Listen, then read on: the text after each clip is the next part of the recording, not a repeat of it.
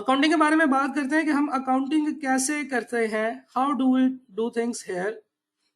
तो जब भी हम लोग कोई भी सिस्टम, कोई भी फ्रेमवर्क समझते हैं, कोई भी काम करने का तरीका समझते हैं, उसके पहले बेसिक रूल्स को समझते हैं कि ये काम करने के दौरान किन चीजों को ज़हन में रखता है। इन्हें हम फंडामेंटल्स ऑफ फाइनेंशियल अकाउंटिंग कह सकते हैं, इन्हें हम basic rules of financial accounting कह सकते हैं। और ये दो है जनाब, separate entity concept and double entry concept.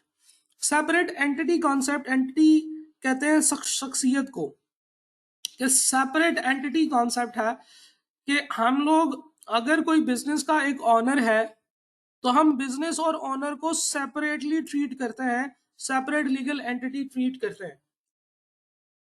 चाहे बिजनेस का एक ही ऑनर है और बिजनेस का वो जो ऑनर है वो सिर्फ और सिर्फ वही एक बिजनेस चला रहा है और उसका इनकम वही है, चाहे हम उस बिजनेस से जितने भी काम करने हैं वो हम एक्चुअली ऑनर से बात कर रहे हैं, हमने बिजनेस को कॉल करनी है तो एक्चुअली उसके ऑनर को कॉल करते हैं, जब हमने बिजनेस के खिलाफ कोई काम करना है तो एक्चुअली हम उसके ऑनर के खिलाफ कुछ काम कर रहे होते हैं। ये सारी बातें अपनी जगह ठीक है, लेकिन फाइनेंशियल अकाउंटिंग ये कहती है कि ऑनर और बिजनेस एक दूसरे से अलग अलग है। जब हम ट्रांजैक्शंस की बात करते हैं, जब भी आप अकाउंटिंग ट्रांजैक्शन की एंट्री परफॉर्म करेंगे तो आपने ऑनर को और बिजनेस को अलग अलग ट्रीट करना है।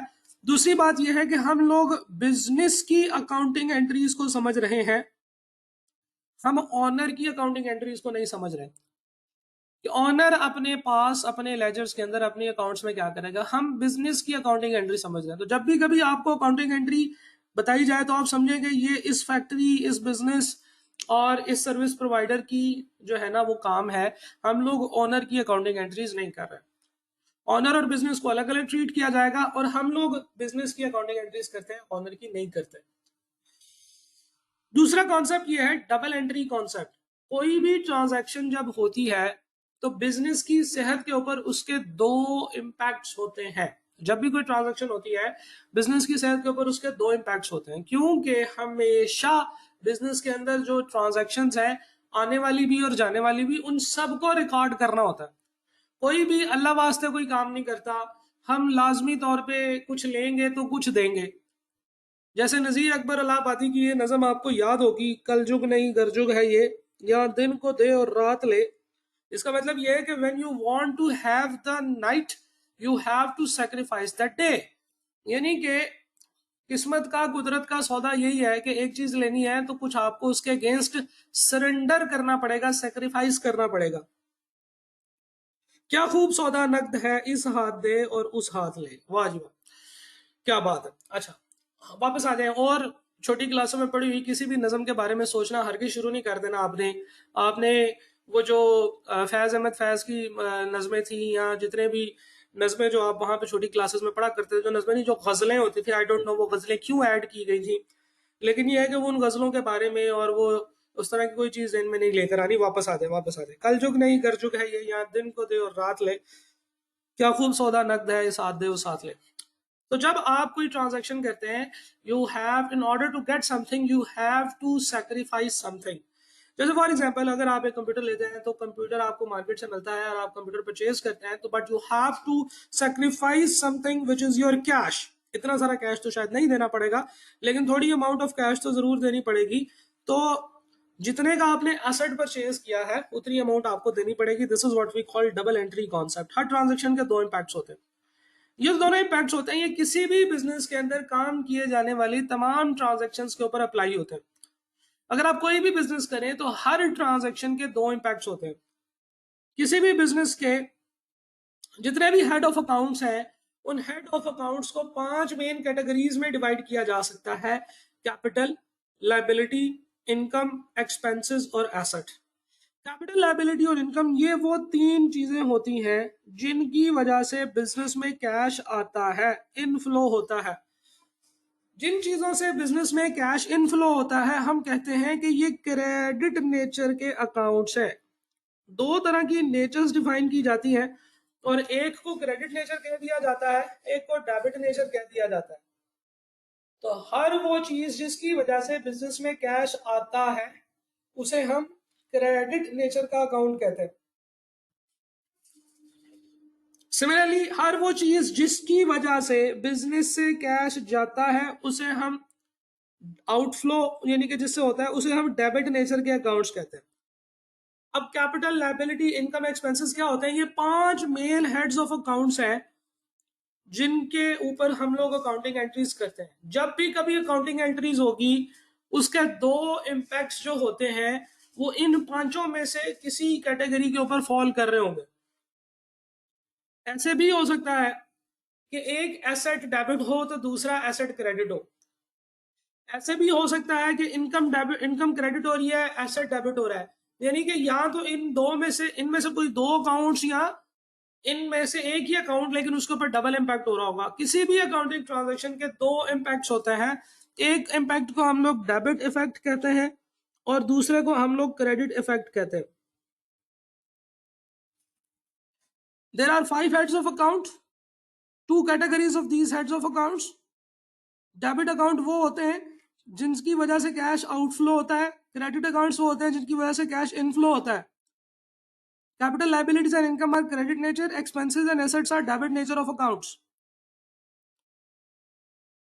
जब भी कोई अकाउंटिंग एंट्री होगी इसमें एक या एक से ज्यादा डेबिट इफेक्ट्स होंगे और इक्वल अमाउंट के क्रेडिट इफेक्ट्स होंगे जो हमने आइडेंटिफाई करने हैं और उसके बाद उनकी एंट्रीज करनी। किसी भी कैपिटल नेचर के अकाउंट में, किसी भी क्रेडिट नेचर के अकाउंट में जब इंक्रीज आएगा तो वो क्रेडिट होगा और जब वो डिक्रीज आएगा तो वो डेबिट होगा। जब किसी डेबिट नेचर के अकाउंट में इंक्रीज आएगा तो वो डेबिट होगा और अगर उसमें डिक्रीज आएगा तो वो क्रेडिट होगा। यानी कि अगर किसी अकाउंट में इंक्रीज है तो वो सेम इंपैक्ट के लाएगा जो उसकी नेचर है। ठीक है, क्रेडिट नेचर के अकाउंट को क्रेडिट करना है, इसका मतलब ये है कि क्रेडिट इंक्रीज हो रहा है, अकाउंट एक क्रेडिट हो रहा है। डेबिट नेचर के अकाउंट को डेबिट करने का मतलब है कि डेबिट वाला अकाउंट इंक्रीज हो रहा है, लेकिन जब उसके ऊपर अदर देन इट्स नेचर यानी कि एंटी नेचर अप्लाई हो रहा होगा, क्रेडिट नेचर के ऊपर डेबिट हो रहा होगा, डेबिट नेचर के ऊपर क्रेडिट हो रहा होगा, तो इसका मतलब यह है कि वो डिक्रीज हो रहे हैं अकाउंट्स। तो किसी भी ट्रांजैक्शन में सबसे पहले आपने ये चीज आइडेंटिफाई करनी है कि वो इंक्रीज हो रहा है या डिक्रीज हो रहा है, and then you will be able to identify कि ये डेबिट करना है या क्रेडिट करना है। क्वेश्चन देखते हैं जी, identify the accounts to be debited and credited along with the amounts for the following transactions. Transactions दी गई है, आपने अकाउंट्स आइडेंटिफाई करने हैं जो डेबिट होंगे, क्रेडिट होंगे और उनके साथ अमाउंट्स लिखनी है। तो इसका मतलब यह है कि आप फिर इसकी अकाउंटिंग एंट्री ही लिख दें जिससे आपको पता चल जाएगा कि ये कौन सा अकाउंट डेबिट होना है, कौन सा अकाउंट क्रेडिट होना है और किस तरीके से आपने वो चीजें अपने पास रिकॉर्डिंग करनी है। So one by one transactions को देखते हैं। सबसे पहले एक बिजनेस स्टार्ट किया गया है 75,000 कैश से और 90,000 बैंक के अंदर जमा कराया गया। ये बिजनेस जो स्टार्ट किया ये इसके ऑनर ने स्टार्ट किया होगा डेफिनेटली। इसका मतलब ये है कि जो पैसे ऑनर लेकर आता है उसे हम कहते हैं कैपिटल। इस ट्रांजैक्शन की अगर हम बात करें तो हमारा जो कैपिटल है वो इंक्रीज हुआ है, पहले 0 था, अब उसमें 75,000 और 9 लाख जो है वो आ गए हैं, यानी कि 975,000 से कैपिटल हमारा इंक्रीज हो गया। दूसरा इम्पैक्ट क्या पड़ा है, इस बिजनेस के अंदर कैश आ गया है 75,000 का, तो कैश में भी इंक्रीज आ गया है 75,000 का। और तीसरा इम्पैक्ट पड़ा है कि बैंक के पास 9 लाख रुपए आ गए हैं, तो बैंक जो है ये भी इंक्रीज हो गया है 900,000 से। तो इस अकाउंटिंग एंट्री में अगर आप गौर से देखें तो 3 अकाउंटिंग हेड्स जो हैं वो इफेक्ट हो रहे हैं। हमने तो पढ़ा था 2 होते हैं, हमने ये नहीं पढ़ा था कि 2 से ज्यादा अकाउंट्स इफेक्ट नहीं हो सकते। हमने ये जरूर पढ़ा था कि जितना टोटल डेबिट होगा उतना ही टोटल क्रेडिट्स भी होंगे। कैपिटल की अगर हम बात करें तो ये क्रेडिट नेचर का अकाउंट होता है और जो क्रेडिट नेचर का अकाउंट अगर इंक्रीज करे तो इसका अल्टीमेट इंपैक्ट जो निकलेगा वो क्रेडिट ही निकलेगा। कैश जो है ये डेबिट नेचर का अकाउंट होता है और डेबिट नेचर के अकाउंट में जब इंक्रीज आएगा तो उसे हमें डेबिट करना होगा। बैंक जो है ये भी डेबिट नेचर का अकाउंट है, एसेट होता है, अगर उसमें इंक्रीज आ रहा है तो इसका मतलब है इसे भी हमें डेबिट करना होगा। तो हमें ये पता चला कि 2 अकाउंट्स डेबिट हो रहे हैं, और एक अकाउंट क्रेडिट हो रहा है। तो अगर हम इसकी अकाउंटिंग एंट्री लिखना चाहें तो हम इसकी अकाउंटिंग एंट्री कुछ इस तरीके से बनाएंगे, cash account debit, bank account भी डेबिट, दो डेबिट्स होंगे, और capital account credit. Cash debit हो रहा है कितनी अमाउंट से? 75,000 से। बैंक डेबिट हो रहा है 9 लाख रुपए से, और कैपिटल क्रेडिट हो रहा है 9,75,000 रुपए से। आप जरा देखें टोटल डेबिट्स कितने हैं? 9,75,000 के। टोटल क्रेडिट्स कितने हैं? 9,75,000 के। इसका मतलब ये है कि डबल एंट्री कॉन्सेप्ट हमें ये कहता है कि जब भी आप कोई अकाउंटिंग ट्रांजैक्शन करे उसका डेबिट और क्रेडिट एक दूसरे के साथ टैली होना चाहिए। तो जनाब ये वो पहली अकाउंटिंग एंट्री थी जो हम लोगों ने यहाँ पे परफॉर्म कर दी है। आहिस्ता आहिस्ता करके अब आगे चलते हैं। दूसरी accounting entry, received a loan of ₹200,000 from KLM bank by cheque. यानी कि KLM बैंक से लोन ले लिया है 2 लाख रुपए का और उसने आपको चेक के थ्रू पेमेंट की है। इसका यह मतलब है कि आपने एक लोन ले लिया है, लोन पहले 0 था लेकिन क्योंकि अब आपने ले लिया है तो लोन में इंक्रीज आ गया। जब आप लोन लेते हैं तो इसका मतलब यह है कि अब आपने लोन वापस करना है, लोन में इंक्रीज आ गया है। और दूसरा, क्योंकि आपने चेक के थ्रू ये पैसे रिसीव किए हैं तो बैंक अकाउंट हमारा डेबिट हो जाएगा। बैंक भी इंक्रीज हुआ है 2 लाख रुपए से। लोन हमारी लायबिलिटी होती है और लायबिलिटी की जो नेचर है वो क्रेडिट होती है, और अगर वो इंक्रीज हो रहा है, अगर वो इंक्रीज हो रहा है तो इसका मतलब है कि उसे हमें क्रेडिट करना होगा। बैंक हमारा एसेट होता है, एसेट में की नेचर डेबिट होती है। इसका मतलब है अगर वो इंक्रीज हो रहा है तो इसको डेबिट करना होगा। तो हमारे पास जो इसकी अकाउंटिंग एंट्री बनेगी वो कुछ इस तरीके से बनेगी, बैंक अकाउंट डेबिट और loan from KLM bank credit by ₹200,000। 2 lakh रुपए से हमने लोन लिया है। आगे चलते हैं जी। कंप्यूटर परचेज किया है फ्रॉम कैश 30,000 रुपए का। अब अगर आप गौर से देखें तो आपके पास एक एसेट आ गया है, इंक्रीज हुआ है एसेट 30,000 रुपए से, और एक एसेट यानी कि कैश आपका डिक्रीज हुआ है 30,000 रुपए से। कंप्यूटर हमारा एसेट होता है, एसेट की नेचर डेबिट होती है, और डेबिट इंक्रीज हो रहा है तो उसका मतलब है कि ये डेबिट होगा। कैश की नेचर एसेट है, एसेट डिक्रीज, एसेट की नेचर डेबिट होती है लेकिन क्योंकि वो डिक्रीज हो रहा है तो इसका मतलब है कि ये क्रेडिट करना होगा। So the accounting entry for transaction number 3 would be computer account debit और cash account credit by ₹30,000 and 30,000। तो वन बाय वन हम इन ट्रांजेक्शन्स को करते जाएंगे, ये आइडेंटिफाई करेंगे कि इस ट्रांजेक्शन में कौन सा अकाउंट इन्वॉल्व है और उस अकाउंट के साथ क्या हो रहा है। ट्रांजेक्शन नंबर 4 की तरफ चलते हैं जी। Transaction number 4 is display equipment credit पे परचेज किया है फ्रॉम क्लियर काउंट लिमिटेड 42,000। जरा गौर से देखिएगा, हमारे पास क्या हुआ कि हमने कैश दे दिया। कैश को सबसे पहले देखा करें कि कैश के साथ क्या हो रहा है।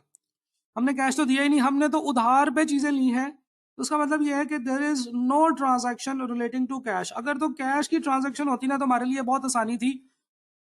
कैश को देख लेते, कैश आ रहा है तो कैश डेबिट होगा, दूसरा अकाउंट क्रेडिट कर देते। कैश जा रहा है तो कैश क्रेडिट होगा, दूसरा अकाउंट डेबिट कर देते। लेकिन अनफॉर्चुनेटली कैश इसमें इन्वॉल्व नहीं। ये उधार पे हम लोगों ने परचेजेस की है। ऑन क्रेडिट का मतलब ये है कि आपने चीजें उधार में परचेज की हैं, अब आपने उस बंदे को पैसे वापस करने हैं। लेकिन एक चीज आ गई, आपके पास एक एसेट आ गया डिस्प्ले इक्विपमेंट के नाम से, और डिस्प्ले इक्विपमेंट अब आपके पास कितना आ गया जी? 42,000 का। 42,000 रुपए का एसेट आपके पास आ गया है, ये आपके अकाउंट्स में रिकॉर्ड होना चाहिए, डिस्प्ले इक्विपमेंट। लेकिन इसके अगेंस्ट आपने कुछ पैसे तो पे नहीं किए, लेकिन ये आपकी अब लाइबिलिटी बन गई है, दिस इज योर लाइबिलिटी। आपने इसके अगेंस्ट अब अल्टीमेटली कैश पे करना है।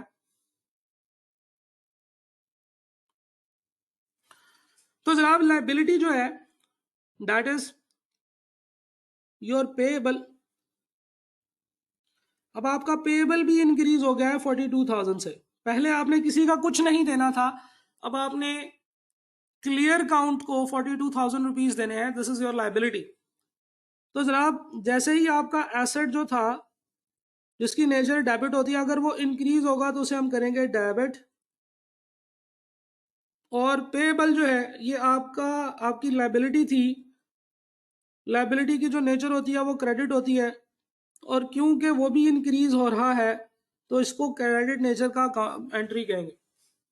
तब अगर हम इस अकाउंटिंग एंट्री को रिकॉर्ड करें तो हमें पता चलेगा कि हम लोगों ने ऐसे अकाउंटिंग एंट्री लिखनी है, display equipment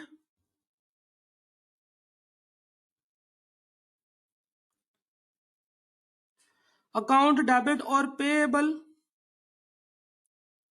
to clear count credit, company का नाम लिखें यहाँ पे क्लियर काउंट। तो ये हमारी अकाउंटिंग एंट्री होगी 42,000 की, अकाउंटिंग एंट्री नंबर 4। तो हर ट्रांजैक्शन में आपको ये देखना होगा कि इसमें कौन सा अकाउंट इन्वॉल्व है, उसके साथ क्या हरकत हुई है, और जो हरकत उसके साथ हुई है उस हिसाब से वो डेबिट होगा कि क्रेडिट होगा। पॉइंट 5 की तरफ चलते हैं। 20,000 रुपए out of the bank and put it into the cash. 20,000 रुपए बैंक से निकलवा लिए तो बैंक जो है वो तो डिक्रीज हो गया 20,000 से, लेकिन जो कैश था वो हमारा इंक्रीज हो गया। टिल का मतलब होता है कैश का वो दराज जिसमें आपके पास अमाउंट पड़ी होती है। तो आपने जो पर्सनल अपना कैश रखा हुआ था 20,000 रुपए बैंक से निकलवा के उसमें डाल दिए।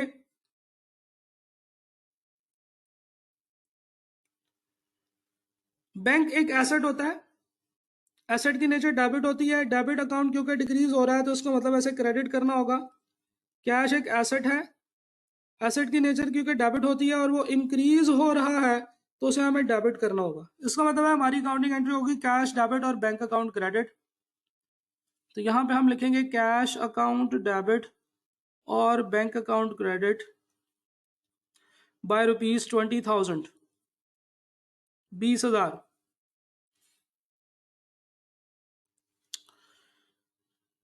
ठीक हो गया जी। इस तरीके से हम हर ट्रांजैक्शन की रिकॉर्डिंग करते चले जाएंगे और इस रिकॉर्डिंग से हमें यह पता चलेगा कि कैसे हम लोग इसको रिकॉर्ड करते हैं इनकी ट्रांजैक्शंस को। आई होप कि आपको समझ आई होगी। इसको मजीद कंटिन्यू नहीं करते, यहीं पे रोक देते हैं क्योंकि आगे भी बिल्कुल उसी तरीके से अकाउंटिंग एंट्रीज चल रही हैं। अब आगे क्वेश्चंस की तरफ चलते हैं जी। क्वेश्चन है सर सोल प्रोप्राइटर भी अलग अलग ट्रीट होंगे? जी बिल्कुल, सोल प्रोप्राइटर और बिजनेस अलग अलग ट्रीट किए जाएंगे। लाइबिलिटी इनफ्लो कैसे है और एसेट आउटफ्लो कैसे है? देखिए, लाइबिलिटी इन इटसेल्फ इनफ्लो नहीं है, लाइबिलिटी इन इटसेल्फ इनफ्लो नहीं है, लेकिन इस लाइबिलिटी की वजह से आपके पास कैश के रिसोर्सेज आ रहे हैं। जैसे लोन है, मैं स्लाइड पे वापस चलता हूं जी। जैसे आप लोन लेते हैं तो इस लोन से क्या हो रहा है, एक्चुअली आपके पास कैश आ रहा है, आपके पास रिसोर्सेज आ रहे हैं। ऑनर जब बिजनेस को पैसे देता है तो बिजनेस के पास पैसे आ रहे हैं।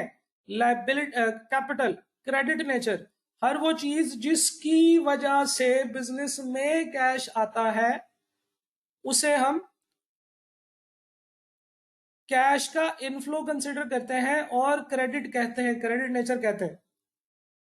सिमिलरली हाँ, अब इसमें यह भी हो सकता है कि कैश हो या कुछ रिसोर्सेज आ जाएं।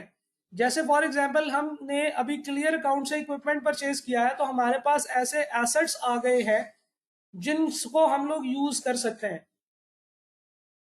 सिमिलरली देखें ना, एसेट को भी यूज कर सकते हैं, कैश को भी यूज कर सकते हैं।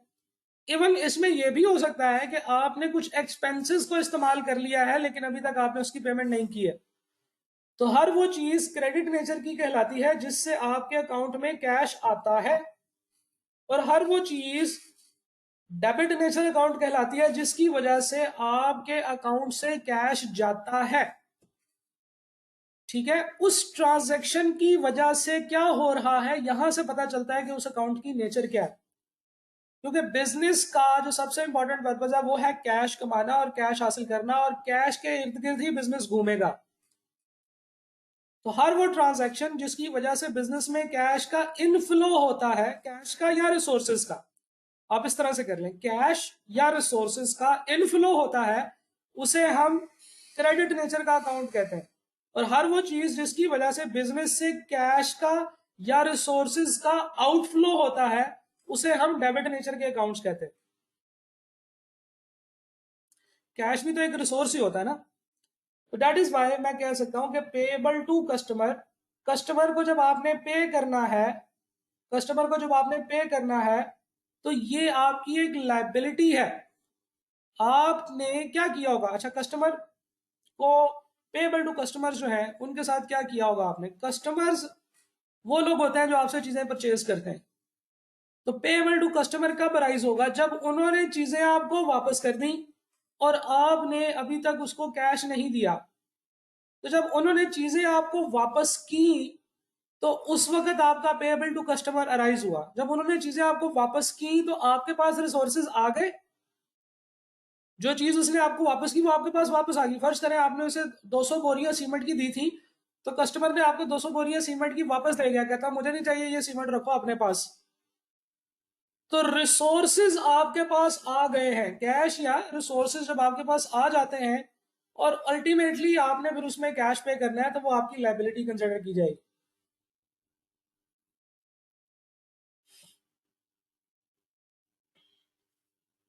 अच्छा जी, आपने, एक बच्चे ने पूछा है बैंक की जगह लोन भी तो लिख सकते हैं। नहीं देखें, उसने आपको चेक दिया है और वो चेक आपके बैंक अकाउंट में आ गया है, तो बैंक हम डेबिट करेंगे, ये बैंक डेबिट करेंगे। लोन फ्रॉम केएलएम जो है ये क्रेडिट करेंगे, ये हमारी लायबिलिटी है, लोन फ्रॉम केएलएम, और ये हमारा बैंक है जो कि हमें चेक उसने दिया है तो वो हम लोगों ने यहाँ पे डाल दिया है। पेएबल की जगह नाम लिख सकते हैं क्लियर काउंट, हाँ जी बिल्कुल, मैंने कहा है कि पेएबल टू क्लियर काउंट आपने नाम पूरा लिखना है। ये 2 सीसी जो मैंने यहाँ पे लिखे हुए हैं इसका मतलब है क्लियर काउंट। तो मैंने यहाँ पे इसलिए नहीं लिखा कि मेरे पास आगे जगह कम रह जाती तो वो राइटिंग की सेंटिटी आउट हो जाती। जब भी कभी आपके कोई भी पेएबल्स होंगे आपने उसके साथ उसका नाम लिखना है। अकाउंट रिसीवेबल, अच्छा ये चीज जो है ना कि यहाँ पे एक्चुअली एग्जैक्टली क्या वर्ड्स लिखने चाहिए ये बहुत जरूरी नहीं है। कुछ लोग, जैसे फॉर एग्जांपल मैंने यहाँ पे कंप्यूटर लिखा है, आप इसकी जगह पे कंप्यूटर डैश एसेट अकाउंट भी लिख सकते हैं। सही है, आपने चीज कंप्यूटर ही लिखनी है, यहाँ पे लोन नहीं लिखना, सिर्फ ये चीज ध्यान में रखें। हाँ कंप्यूटर लिखना है कि कंप्यूटर डैश एसेट लिखना है, property plant and equipment dash computer लिखना है, जो मर्जी लिख सकते हैं आप यहाँ पे, उसके ऊपर इतनी ज्यादा जोर से कोई रिक्वायरमेंट्स नहीं है। सोल प्रोप्राइटरशिप में कैसे बिजनेस और ओनरशिप सेपरेट है, थोड़ा एक्सप्लेन कर दें। हम लोग ये रिकॉर्ड करेंगे, बिजनेस और ऑनर सेपरेट है एक दूसरे से। देखें ना यहाँ पे ये सोल प्रोप्राइटर ही तो है। जब सोल प्रोप्राइटर ने बिजनेस में इंट्रोड्यूस कराया है 75,000 का कैश और 900,000 का बैंक, तो हमने इसकी अकाउंटिंग एंट्री की कैश डेबिट, बैंक डेबिट और कैपिटल क्रेडिट। अगर तो बिजनेस अपने आप से ही ट्रांजैक्शन कर रहा है, अपनी एक जेब से निकाल के दूसरी जेब में पैसे डाल रहा है, कैश के एक अकाउंट से निकाल के दूसरे अकाउंट में, या अपने आप को ही सेल परचेज करता जा रहा होता, तो फिर उसकी तो कोई एंट्री ना करनी थी हमने। तो ये दिस एंट्री मीन्स कि हम लोग बिजनेस को और ऑनर को अलग अलग कंसिडर कर रहे हैं। ऑनर जो है, जो इसका कैपिटल का अकाउंट बना हुआ है, ऑनर को जो पैसे पे करने होते हैं वो कैपिटल अकाउंट में आ रहे होते हैं। तो ये जो कैपिटल है इट मीन्स कि ये ऑनर जो है ये बिजनेस से अलग है। ऑनर और बिजनेस को सेपरेटली ही ट्रीट किया जाना चाहिए for the purpose of financial accounting only. सही है, आप लोगों में से अगर किसी ने लॉ पढ़ा हुआ है तो लॉ में इससे थोड़ा सा डिफरेंट कॉन्सेप्ट एक्सप्लेन किया जाता है।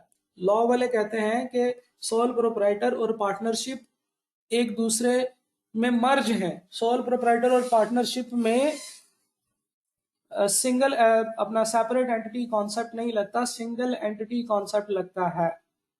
हाँ वो लॉ में लगता है, लगता होगा, दुनिया जहान के दूसरे सब्जेक्ट्स में क्या हो रहा है वो हमें नहीं पता, हम सिर्फ अकाउंटिंग पढ़ रहे हैं और हम सिर्फ अकाउंटिंग में देखेंगे कि अकाउंटिंग में क्या चल रहा है। अकाउंटिंग में ये रूल चल रहा है कि जनाब चाहे सोल प्रोप्राइटरशिप बिजनेस हो, चाहे एक अकेला बंदा पूरा बिजनेस चला रहा है, फिर भी अकाउंटिंग के पॉइंट ऑफ व्यू से देखा जाए तो बिजनेस के अकाउंट्स अलग बनाए जाएंगे और ऑनर के अकाउंट्स अलग बनाए जाएंगे। एक स्टूडेंट ने कहा जी सर पर क्रेडिट के केस में हम माइनस क्यों करते हैं, क्या माइनस करते हैं, मुझे ये नहीं समझ आई आपके सवाल की। क्या चीज माइनस करते हैं? माइनस कुछ नहीं होता जी, एक डेबिट होता है, क्रेडिट होता है। सर सेकंड जर्नल एंट्री में बैंक क्रेडिट नहीं होगा, बैंक का बैलेंस कम हो रहा है। नहीं जनाब, आपने एक और बैंक से लोन लिया है, ये बैंक का बैलेंस कम नहीं हो रहा, आपने लोन लिया है, आपको चेक मिला है और आपने उस लोन के थ्रू एंट्री कर दी है, बैंक डेबिट हो जाएगा, लोन फ्रॉम केएलएम क्रेडिट हो जाएगा। सेकंड एंट्री में बैंक डेबिट होगा क्योंकि बैंक, आप देखें ना, आप किसी के पास जाते हैं, जाके उन्हें कहते हैं जी मुझे लोन दे दे, वो आपको एक चेक के ऊपर अमाउंट लिख कर दे देंगे, जो चेक जो है वो किसी भी बैंक में जाके आप कैश निकलवा लेंगे तो वो आपको पैसे मिले हैं, वो अगर आप अपने बैंक में जमा करा देंगे और आपका बैंक फिर जिस बैंक से आपने लोन लिया है उस बैंक से जाके पैसे ला के आपके अकाउंट में ऐड कर देगा, इट मीन्स के वो आपका बैंक डेबिट हुआ है और loan from KLM bank credit होगा।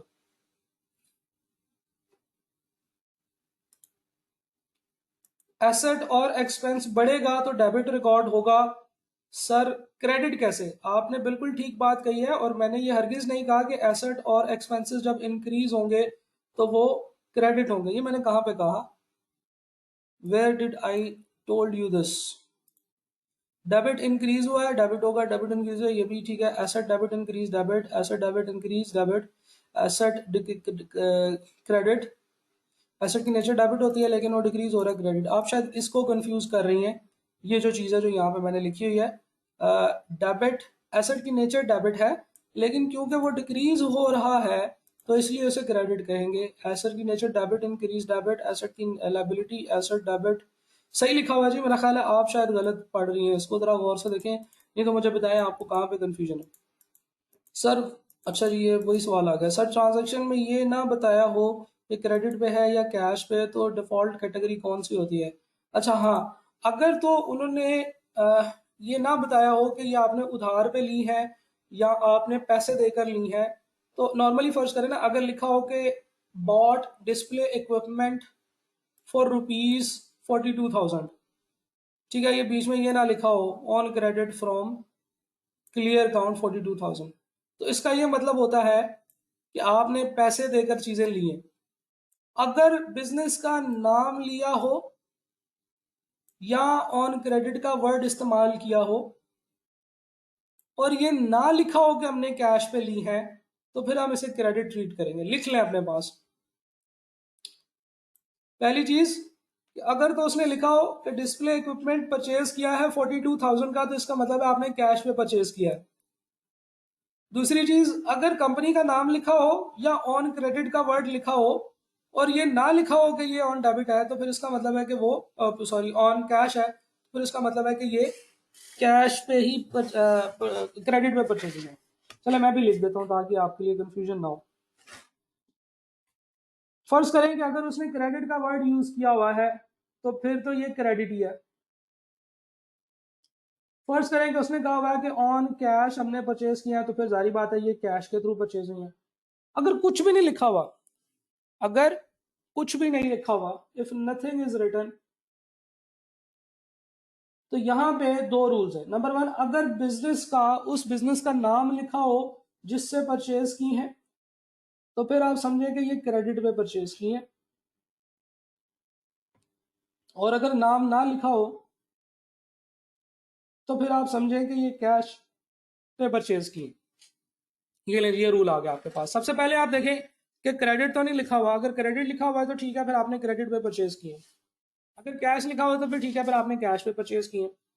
और अगर कुछ भी नहीं लिखा हुआ तो इसका मतलब ये है कि आप देखें कि उसके अंदर नाम लिखा हुआ है बिजनेस का, कि क्लियर अकाउंट से परचेज किए हैं, फ्ला बिजनेस से परचेज किए हैं, फ्ला बिजनेस से परचेज किया। अगर नाम लिखा हुआ है और कुछ भी नहीं लिखा हुआ, ना क्रेडिट लिखा ना कैश लिखा, तो फिर हम क्रेडिट कंसिडर करेंगे। और अगर नाम भी नहीं लिखा हुआ तो फिर हम उसे कैश कंसिडर करेंगे। अच्छा जी, ये मतलब अब मैं इस सवाल का क्या जवाब दे सकता हूँ? स्टूडेंट ने पूछा है सर एमसीक्यूज को कैसे अंडरस्टैंड करेंगे पेपर में? आपके सामने एमसीक्यू होगा, इसको गौर से पढ़ें और उसको अंडरस्टैंड करें। अब आपको किसी खास किस्म के एमसीक्यूज को समझने में दिक्कत हो रही होगी तो वो जब तक आप मेरे साथ कोई एग्जांपल उसकी शेयर नहीं करेंगे, मुझे उस वक्त तक समझ नहीं आएगी ना कि आप क्या पूछना चाह रहे हैं। सर क्या पेपर में भी ऐसे ही फुल ट्रायल और लेजर बनाने पड़ेंगे, या जिस चीज़ का बताया गया है उसकी पोजीशन बता देंगे या सिर्फ? हाँ देखे ना, आपका ऑब्जेक्टिव टाइप पेपर है, ये तो सब लोगों को पता है, ये हर किसी को पता है कि आपका पेपर जो है वो पेपर बेस्ड नहीं है, वो कंप्यूटर बेस्ड पेपर है। आपके सामने सवाल आएगा, 4 ऑप्शन आएंगे, आपने उसमें से टिक करना है। सवाल आएगा, उसमें फिल इन द ब्लैंक्स होंगे, आपने फिल इन द ब्लैंक्स करनी है। मैच द कॉलम की ऑप्शन भी है। एक आपका बड़ा 20 नंबर का सवाल आएगा जिसमें आपको उसने डाटा दिया होगा और आपसे टोटल्स पूछे होंगे। फॉर एग्जाम्पल जो आई कैप ने जो अपना मॉडल पेपर दिया उसमें जो सवाल दिया है उसमें ये था कि डाटा दिया हुआ था और आपको फाइंड आउट ये करना था कि टोटल एसेट्स कितने हैं, टोटल एबिलिटीज कितनी है, फिक्स एसेट्स कितने हैं। आपको ये चीजें मतलब उन्होंने आपको फिल इन द ब्लैंक्स दिया हुआ था कि यहाँ पे अमाउंट्स आपने एंटर करनी है। एंट्री नंबर 7 जो है वो ऐसे होगी, पेएबल टू बैंक। एंट्री 7 क्या है जी? Paid amount owing to clear count 42,000 by cheque. बिल्कुल जी, बिल्कुल ऐसे ही होगी। एंट्री नंबर 7 आपने जो बताई है वो बिल्कुल ठीक बताई है। एक्सपेंडिचर जो फ्यूचर में प्रॉफिट देंगे उसे क्या कहेंगे? हर वो एक्सपेंडिचर जो फ्यूचर में प्रॉफिट देगा वो होता है एक्सपेंस ही है। जब उससे प्रॉफिट हासिल होगा फिर हम उसे रेवेन्यू कंसिडर करेंगे। सर बुक में जो एग्जांपल्स हैं वो इतनी लॉन्ग लॉन्ग है, मगर मॉडल पेपर में तो ज़्यादा से ज़्यादा 3 से 4 लाइंस तक के सवाल हैं। ये बात मैंने आपको बता दी है कि आपके पेपर जो है वो क्योंकि कंप्यूटर बेस्ड है इसलिए आपको लॉन्ग सवाल नहीं आएंगे। इसलिए आपको ये जो कॉम्प्रिहेंसिव एग्जांपल्स कराई जाती हैं वो सिर्फ इसीलिए कराई जाती हैं कि आपको एक दफ़ा समझ आ जाए कि ये सवाल होते क्या है और इनको कैसे सॉल्व करना है। बड़ा सवाल आपको पेपर में नहीं आएगा, एक बड़ा सवाल आएगा, बाकी आपको 80 नंबर के छोटे छोटे सवाल आएंगे एमसीक्यूज, जैसे क्यूएम में होते हैं। एक स्टूडेंट का सवाल है सर मोस्टली आई कैप के जो मॉडल पेपर्स में क्वेश्चंस हैं उसी टाइप के क्या पेपर में आते हैं? तो जारी बात है कि मॉडल पेपर का तो मतलब ही है कि उसी टाइप के सवाल आएंगे। सर अगर ट्रांजैक्शन में नाम हो और अमाउंट हो साथ लेकिन स्पेसिफिकली कैश ना लिखा हो तो फिर क्या बाय डिफॉल्ट होगा? फिर आप उसे, ये जो मैंने आपको ये बना के दिया है, ट्रांजेक्शन में क्या है जी, नाम लिखा हुआ है लेकिन कैश या क्रेडिट का कोई वर्ड नहीं लिखा हुआ तो फिर आप उसे क्रेडिट कंसिडर करेंगे। सर आप करेक्शन ऑफ एरर्स क्यों नहीं कराएंगे? क्योंकि करेक्शन ऑफ एरर आपके सिलेबस में शामिल नहीं है। करेक्शन ऑफ एरर पहले जो फर्स्ट टाइम जो बुक आई थी आई कैप की उसमें शामिल था, लेकिन उसके बाद आई कैप ने PRC 4 की बुक में से निकाल के FAR 1 में डाल दिया है। जब आप FAR 1 में आएंगे तो फिर मैं करेक्शन ऑफ एरर कराऊंगा और दिल खोल के कराऊंगा और सब लोगों को जो है ना वो बार बार कराऊंगा, लेकिन अभी जो चीज़ आपके सिलेबस में नहीं है वो मैं नहीं कराऊंगा। सर लॉन्ग क्वेश्चन आएगा जी, बिल्कुल। अगर आप लोगों ने मॉडल पेपर देखा हो या वो वीडियो देखी हो जिसमें मैंने आप लोगों को आपके मॉडल पेपर के बारे में बताया था, तो उसमें ये लिखा हुआ है कि लॉन्ग क्वेश्चन जो है वो एक 20 नंबर का एक लॉन्ग क्वेश्चन आएगा, वो आपको अपने पेपर पे सॉल्व करना होगा। लेकिन उसको वैसे जैसे बैलेंस शीट वगैरह बनाते हैं हम वैसे बनानी नहीं पड़ेगी, यानी कि वो कंप्यूटर में आप सिर्फ अमाउंट्स एंटर करेंगे। हो सकता है कि वो आपको बैलेंस शीट बनाने के लिए कहे और बैलेंस शीट का फॉर्मेट आपके सामने वहां पे बना हो और जहां पे अमाउंट्स लिखनी है ना उस जगह पे फिल इन द ब्लैंक्स आ रहा हो और आपको कहे कि यहाँ पे एंटर कर दें टोटल एसेट्स कितने हैं, यहाँ पे एंटर कर दें टोटल लायबिलिटीज कितनी है, यहाँ पे एंटर कर दें प्रॉपर्टी प्लांट एंड इक्विपमेंट कितना है, टोटल सेल्स एंटर कर दें, total cost of sales enter कर दें। तो इस तरीके से वो आपका आंसर चेक करेगा। अच्छा जी, सर जिस एमसीक्यू में 2 ऑप्शन सेलेक्ट करने हैं अगर एक गलत हो और एक सही हो तो मार्क्स 1 मिलेगा? हाँ जी, मेरे ख्याल से ऐसे ही है। लॉन्ग क्वेश्चन कौन से चैप्टर से आना है? जरूरी नहीं है कि सिर्फ वो फाइनल अकाउंट के सवाल से आए, वो किसी और चैप्टर से भी दे सकता है, लेकिन ज्यादा चांसेस यही हैं कि वो फाइनल अकाउंट का ही सवाल होगा। ठीक है जी, आगे चलते हैं। हम लोग बात करें basics of double entry book keeping, हम समझ चुके हैं। हमने ये भी बात कर ली है कि किस तरीके से हम लोग एंट्रीज करते हैं, फिर उसके अलावा मैंने आपको काफ़ी फ्री कंटेंट भी नियर पीयर के ऊपर बता दिया है। अब ज़रा इससे पहले कि बच्चे ये समझना शुरू कर दें कि ये सिर्फ एक मशहूरी का प्रोग्राम है जिसमें सर अपनी चीज़ें मशहूर करने जा रहे हैं, मैं कुछ पढ़ा भी देता हूँ आपको जी। बिजनेस ट्रांजैक्शन के हवाले से एक बड़ी इंपॉर्टेंट डिस्कशन है कि बिजनेस ट्रांजैक्शन किस किस तरह की होती हैं। बिजनेस ट्रांजैक्शन नॉर्मली हर वो ट्रांजैक्शन, हर वो मूवमेंट जहाँ पे हम लोग कह सकते हैं कि the property is changing hands, ये वर्ड है जो कि अकाउंटिंग के गुरुज बताते हैं टू फॉर द ट्रांजैक्शन के। ट्रांजैक्शन की डेफिनेशन क्या है? Transaction is an activity, it is an activity where the property is changing hands. इसका क्या मतलब है? एक बंदे से निकल के प्रॉपर्टी दूसरे के पास जा रही है। प्रॉपर्टी क्या हो सकती है? प्रॉपर्टी एसेट हो सकता है, प्रॉपर्टी गुड्स हो सकती हैं, प्रॉपर्टी कैश हो सकता है, प्रॉपर्टी कोई सर्विसेज हो सकती हैं जो एक बंदे की हैं जो दूसरे के पास जा रही। फॉर एग्जाम्पल, अगर हम लोग एक कंप्यूटर परचेज करते हैं तो कंप्यूटर परचेज करने के लिए हमें क्या पे करना पड़ता है? हमें कैश पे करना पड़ता है।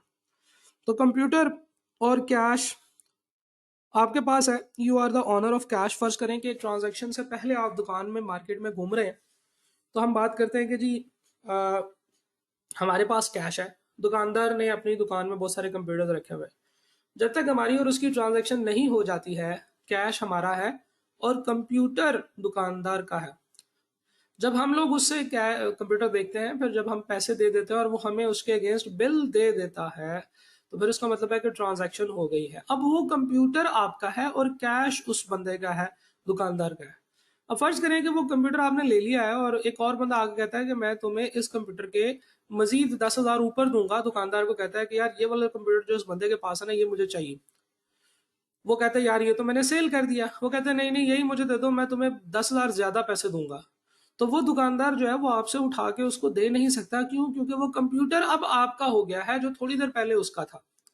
तो जब आप कोई ट्रांजैक्शन करते हैं तो हर ट्रांजैक्शन में कोई प्रॉपर्टी होती है, कोई चीज होती है, कोई एसेट, कोई कैश, कोई और चीज जो कि एक बंदे से दूसरे बंदे के पास ट्रांसफर हो जाती है। तो ये एक हल्की फुल्की सी डेफिनेशन हो सकती है ट्रांजैक्शन की। डिफरेंट टाइप की ट्रांजैक्शंस हैं जो बिजनेस में एक्सप्लेन की जाती हैं। सबसे पहले सिंपल ट्रांजैक्शन और complex transaction. Simple transaction is a transaction which is very simple in nature, वाह। और कॉम्प्लेक्स ट्रांजैक्शन एक ऐसी ट्रांजैक्शन होती है which is complex in nature. इसकी ऐसी ही डेफिनेशन है। सिंपल ट्रांजैक्शंस नॉर्मली जैसे हम छोटी छोटी ट्रांजैक्शंस करते हैं कि सेल कर दी, तो हम लोगों ने क्या entry? Cash, debit, sales, credit. For example हम लोगों ने कुछ ऐसी एंट्रीज कर दी जो कि सिंपल सिंपल डबल एंट्री है। किसी को पैसे दे दिए, कोई बिल पे कर दिया, कोई यूटिलिटी बिल पे कर दिया, इलेक्ट्रिसिटी बिल पे किया तो हमने एंट्री की electricity bill account, debit, cash, credit. तो ये सिंपल ट्रांजैक्शंस होती हैं, ऐसी transaction which are very easy to understand और इनमें कोई मुश्किल बात नहीं होती है। तो फिर आप सोच रहे होंगे सर सारी ट्रांजैक्शंस ही ऐसी होती हैं, तो फिर कॉम्प्लेक्स ट्रांजैक्शंस क्या होती हैं? कॉम्प्लेक्स ट्रांजैक्शंस जो है ये बड़ी मुश्किल ट्रांजैक्शंस होती हैं। फर्ज करें कि आपने एक मशीनरी परचेज की है और आपने उसकी एंट्री क्या होगी की होगी? मशीनरी अकाउंट डेबिट और कैश अकाउंट डेबिट, क्रेडिट। तो ये आपकी एक सिंपल ट्रांजैक्शन है। लेकिन अगर मैं आपको ये कहता हूं कि एक मशीनरी है जो मार्केट में 20 लाख रुपए की मिल रही है, लेकिन वो कहता है कि आपको इसके ऊपर कुछ डिस्काउंट दे देंगे और आप अपनी एक मशीनरी जो है इसके बदले में उसे दे देंगे, तो वो आपको उस मशीनरी के बदले में कुछ पैसे एडजस्ट कर देगा। वो मशीनरी जो थी, जो आप उसके बदले में उसे दे रहे हैं, वो आपने आज से 5 साल पहले ली थी और उसके ऊपर आप डेप्रिसिएशन 10% डेप्रिसिएशन पर एनम के हिसाब से चार्ज कर रहे थे, और आपने वो मशीनरी उसको दी और उसके साथ कुछ कैश दे दिया। उसने कहा कि अच्छा अभी भी मेरा पूरा नहीं हो रहा, चलो ऐसे करो कि तुम मेरा इस महीने का बिल भी पे कर दो इस मशीन के बदले में। तो ये नहीं कि there can be a complex transaction जिसमें बहुत सारे अकाउंट्स इन्वॉल्व होंगे, जिसमें पुराने एसेट का अकाउंट भी इन्वॉल्व होगा, पुराने एसेट की डेप्रिसिएशन का अकाउंट भी इन्वॉल्व होगा, कैश से भी आप पेमेंट कर रहे हैं, कुछ आपको डिस्काउंट मिल रहा है, कुछ आपको अर्ली सेटलमेंट डिस्काउंट मिल रहा है, और एक नई मशीन आपके पास आ रही है। This is what we call complex transaction. Complex transaction में बहुत ज्यादा अकाउंट्स इन्वॉल्व होते हैं और it is very difficult to handle sometimes. तो सिंपल ट्रांजैक्शंस तो आपने पढ़ लिया, ये आपको समझ आ गई है। जो कॉम्प्लेक्स ट्रांजैक्शन है it will take a lot of time, और आगे जब तक भी आप अकाउंटिंग पढ़ते रहेंगे आप कॉम्प्लेक्स ट्रांजैक्शन की नेचर, उनकी अंडरस्टैंडिंग और फिर उनके बाद उनको रिकॉर्ड कैसे करना है ये पढ़ते रहेंगे। आगे चलते हैं जी। एक होते हैं जी वन ऑफ ट्रांजैक्शन एंड एक होती है जी ongoing transaction. One off transaction ऐसी ट्रांजैक्शन जो जिंदगी में आप बहुत ज्यादा रेगुलरली नहीं करते हैं। जैसे फॉर एग्जांपल एक बिजनेस है जो कि जूतों की सेल परचेज का काम करता है, तो उसने कोई कंप्यूटर या एसी परचेज कर लिया है, तो वो जो है that can be said as one off transaction, कि एक ऐसी ट्रांजैक्शन जो रेगुलरली बिजनेस परफॉर्म नहीं करता है। उस बिजनेस से कोई कंप्यूटर परचेज कर लिया है, कोई मशीनरी परचेज कर लिया है, जिससे वो रेगुलरली परचेज नहीं करता, बस एक दफा परचेज कर ली, वो 5-7 साल तक 10 साल तक चलेगी। या कोई एक अकाउंटिंग ट्रांजैक्शन ऐसी होगी जो शायद जिंदगी में आपने एक दफा ही की है, रेगुलरली आप इस तरह से ट्रांजैक्शंस नहीं करते, इसे हम वन ऑफ ट्रांजैक्शन कहते हैं। यानी कि वो ट्रांजैक्शन, अब ये फ्रीक्वेंसी के ऊपर है, ये फ्रीक्वेंसी के ऊपर है कि वो ट्रांजैक्शन हम कितनी की दफा परफॉर्म करते हैं। अगर वो ट्रांजैक्शन बहुत ही कम दफा, साल में एक दो दफा होती है, साल में एक दो दफा कंप्यूटर परचेज करते हैं, साल में एक दो दफा इस तरह की कोई ट्रांजैक्शन करते हैं, तो that will be called one off transaction. And on the other hand कोई ऐसी ट्रांजैक्शन जो कि ऑन गोइंग है, जो डेली बेसिस पे आप करते हैं, जैसे डेली बेसिस पे आप सेल्स करते हैं, डेली बेसिस पे आप परचेजेस करते हैं, तो इस तरह की जो ट्रांजैक्शंस हैं, these can be said as ongoing transactions. वो ट्रांजैक्शन जो रेगुलरली होती रहती हैं, इनको हम ऑन गोइंग ट्रांजैक्शंस कहते हैं। तो बहुत सिंपल सी बात है, इसमें कोई इतनी मुश्किल चीज़ें नहीं है, जस्ट ये कि ये चीज़ें आप एक दफ़ा आपके सामने रखनी है। The simple transaction is a transaction which is simple in nature, normally it has two accounts जो कि इफेक्ट हो रहे होते हैं। On the other hand complex transaction is a complex transaction which is difficult to pass, और इसमें more than two accounts involve होते हैं, जिनमें डिफरेंट टाइप की एडजस्टमेंट्स हो रही होती हैं। One off transaction is a transaction जो कि साल में एक दो दफा ही की जाती है, जो कि मेन ट्रांजैक्शन, जो कि मेन एंटिटी का बिजनेस नहीं है, बल्कि वो कभी कभार ये ट्रांजैक्शंस करते हैं। On the other hand on going transactions ऐसी ट्रांजैक्शंस होती हैं जो रेगुलरली परफॉर्म की जाती हैं। आगे चलते हैं जी, कैपिटल एंड रेवेन्यू ट्रांजैक्शंस। इसके ऊपर भी जरा गौर से देखिएगा। कैपिटल ट्रांजैक्शंस वो ट्रांजैक्शंस होती हैं जो कि बिजनेस के लॉन्ग टर्म पर्सपेक्टिव में होती हैं, और रेवेन्यू ट्रांजैक्शंस जो होती हैं, ये वो ट्रांजैक्शन होती हैं जो बिजनेस के शॉर्ट टर्म पर्सपेक्टिव में होती हैं।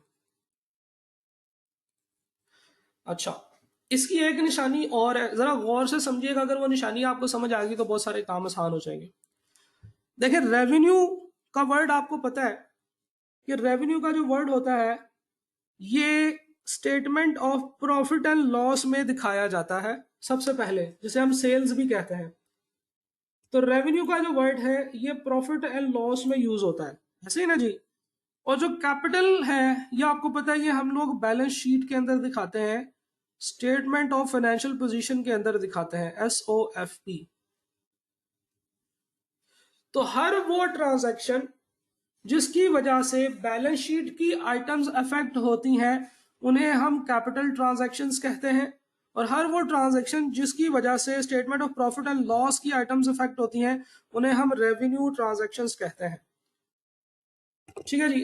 अब ये रिसीट एक्सपेंडिचर्स भी हो सकते हैं, रिसीट्स भी हो सकते हैं। इसके ऊपर जरा गौर से देखते हैं। एक्सपेंडिचर्स की बात करते हैं। सबसे पहले एक्सपेंडिचर का मतलब है बिजनेस से आउटफ्लो हुआ है कैश का, या आपने कोई लायबिलिटी ले ली है। कैश आउटफ्लो का क्या मतलब है? लेट सपोज कि आपने लोन, एक यूटिलिटी बिल पे किया है, यूटिलिटी बिल आपने पे किया। जब आपने यूटिलिटी बिल पे किया है, तो आपने क्या ट्रांजैक्शन की एंट्री की होगी?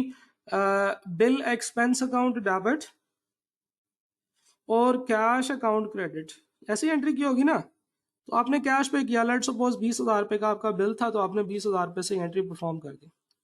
तो this is what we call outflow of cash. Cash चला गया है बिजनेस से।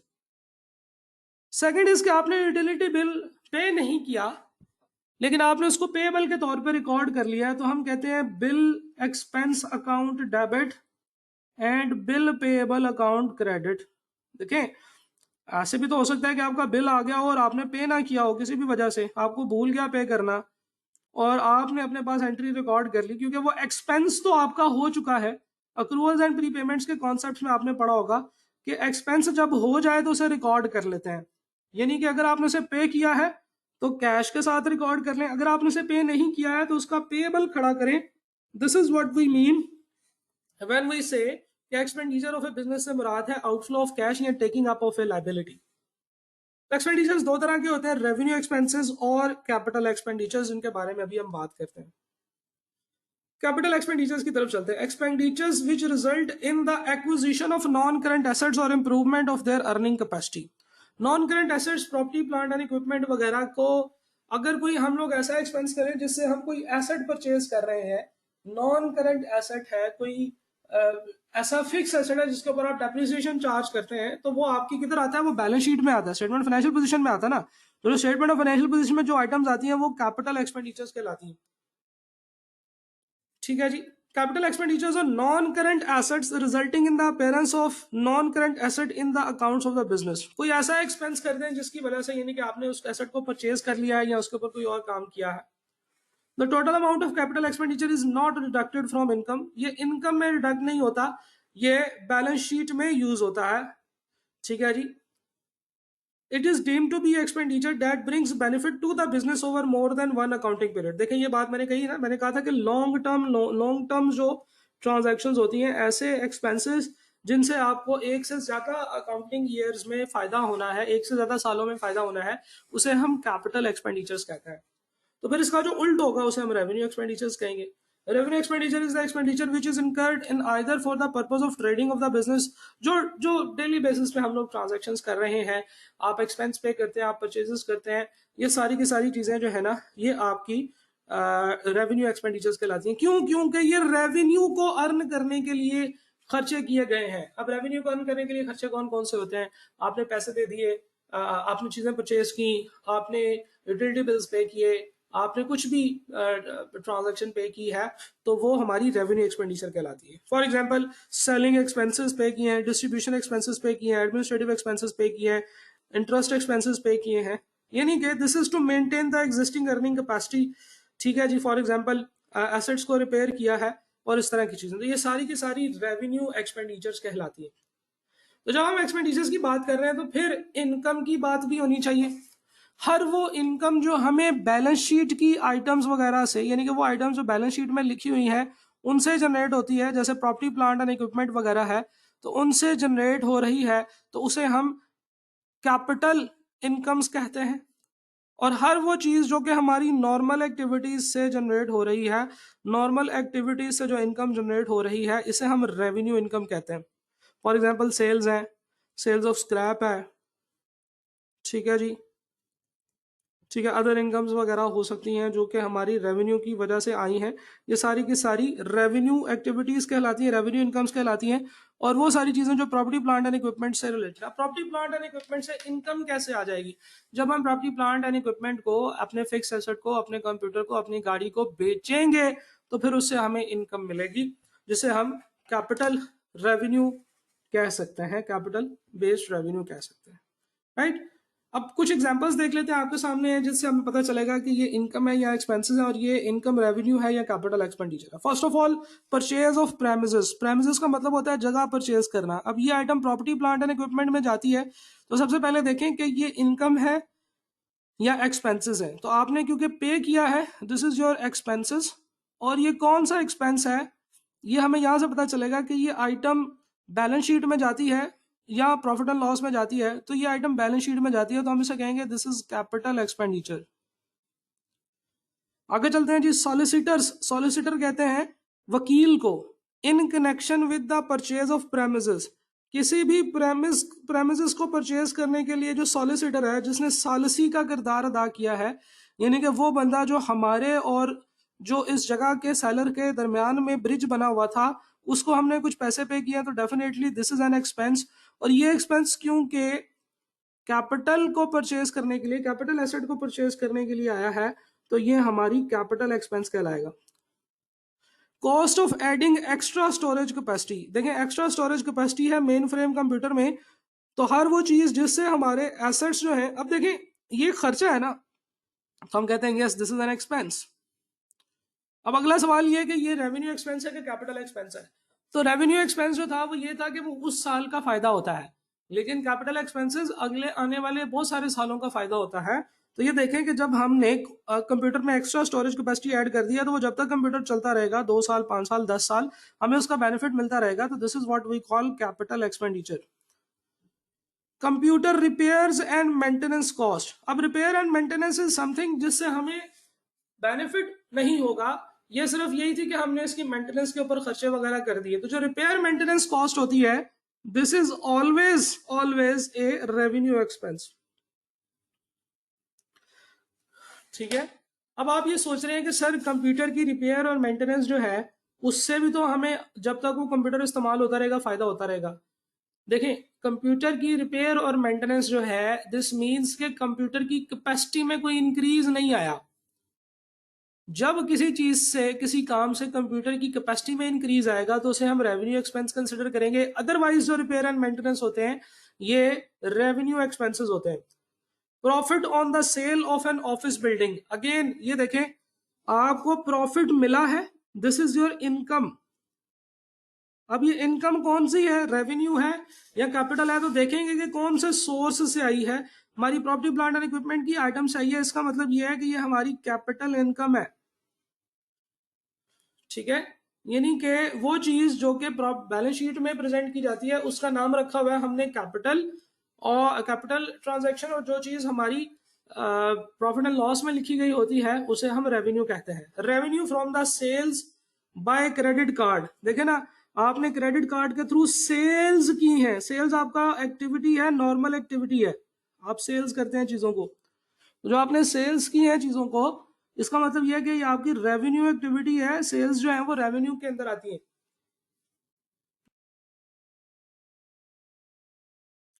कॉस्ट ऑफ न्यू मशीनरी, नई मशीनरी परचेज किया आपने, न्यू मशीनरी आपने परचेज किया, ये जो न्यू मशीनरी है दिस इज परचेज, तो ये आपने एक्सपेंस पे किया। और जब कोई नई मशीनरी परचेज करते हैं तो आप उसे कैपिटल एक्सपेंस कहते हैं। Custom duty charged by the machinery where the import into the country, custom duty आपने उसी तरीके से जैसे आपने सॉलिसिटर की फी को कैपिटल एक्सपेंडिचर कंसिडर किया था, इसी तरीके से हर वो चीज जो उस एसेट को परचेज करने के लिए लगी है उसे हम कैपिटल एक्सपेंडिचर कहते हैं। आगे चलते हैं जी, कैरेज कॉस्ट की बात कर रहे हैं। Carriage cost of transporting the new machinery from suppliers factory to the premises of the business purchasing the machinery. देखें, ये भी वही कॉस्ट है, that cost is incurred to purchase the asset. तो एसेट को परचेज करने के लिए जितनी भी कॉस्ट होती है वो सारी कैपिटल एक्सपेंडिचर कहलाती है। Cost of installing the new machinery in the premises of the business, machinery को इंस्टॉल करना भी कैपिटल एक्सपेंडिचर कहलाता है। देखें, मशीनरी के ऊपर जो भी खर्चा करेंगे जब तक वो इंस्टॉल नहीं हो जाती, वो सारे के सारे एक्सपेंसेस उसके एसेट की कॉस्ट का पार्ट बनेंगे। या हम प्रॉपर्टी प्लांट एंड इक्विपमेंट में भी देख चुके हैं। तो जनाब ये जो कैपिटल एक्सपेंडिचर्स होते हैं, cost of installing new machine in the premises of the business, ये हमारी कैपिटल एक्सपेंसेस कंसिडर किए जाएंगे। Wages of the machine operator, machine operator को चलाने के लिए जो वेजेस पे की है वो आपने एक महीने की वेजेस पे की है, यानी कि वो आपका सैलरी एक्सपेंस है। तो दिस इज एक्सपेंस जो कि रेवेन्यू के अंदर शो होता है, तो रेवेन्यू एक्सपेंस कंसिडर किया जाएगा। तो आई होप कि आपको ये एग्जांपल समझ आई होंगी। एक और चीज देखते हैं जी, छोटी सी बात है, components of financial statement. Financial statement में जो सबसे पहली चीज है वो ये है complete set of financial statements. कि complete set of financial statement से क्या मुराद है? अकाउंटिंग के गुरुज कहते हैं कि statement of financial position, statement of comprehensive income, statement of changes in equity, statement of cash flows and notes to the accounts, ये 5 statements हैं जो मिल के एक complete set of financial statements बनाती है। स्टेटमेंट ऑफ फाइनेंशियल पोजीशन आप लोगों ने पढ़ ली है। स्टेटमेंट ऑफ कॉम्प्रिहेंसिव इनकम के 2 पार्ट्स होते हैं, statement of profit and loss and statement of other comprehensive income. ठीक है, स्टेटमेंट ऑफ कॉम्प्रिहेंसिव इनकम के 2 पार्ट्स होते हैं, profit and loss and other comprehensive income. तो अभी आप लोग पीआरसी 4 के सिलेबस में स्टेटमेंट ऑफ फाइनेंशियल पोजीशन और statement of profit and loss, यानी कि which is the first part of statement of comprehensive income, ये पढ़ रहे हैं। Statement of other comprehensive income, changes in equity और कैश फ्लोज, ये तीनों चीजें, बल्कि ये चारों चीजें, नोट्स भी, ये सारे के सारे आप FAR 1 में पहली दफा पढ़ेंगे। तो कंपोनेंट्स ऑफ फाइनेंशियल स्टेटमेंट्स जो है आपके सामने लिख दिए गए हैं, ये complete set of financial statements कहलाते हैं। एक और चीज जो आपकी बुक में लिखी गई है वो है जी gross amount versus net amount. ये बहुत सिंपल सी बात होती है। लेट सपोज कि आपके पास सेल्स हैं 4003251 की, और आपके पास सेल्स रिटर्न्स भी हैं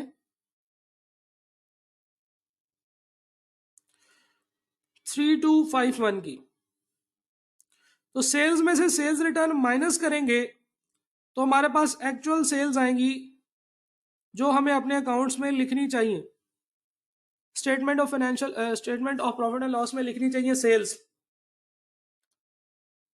तो ये जो सेल्स हैं इसे हम नेट ग्रॉस सेल्स कहते हैं, ग्रॉस सेल्स कहते हैं।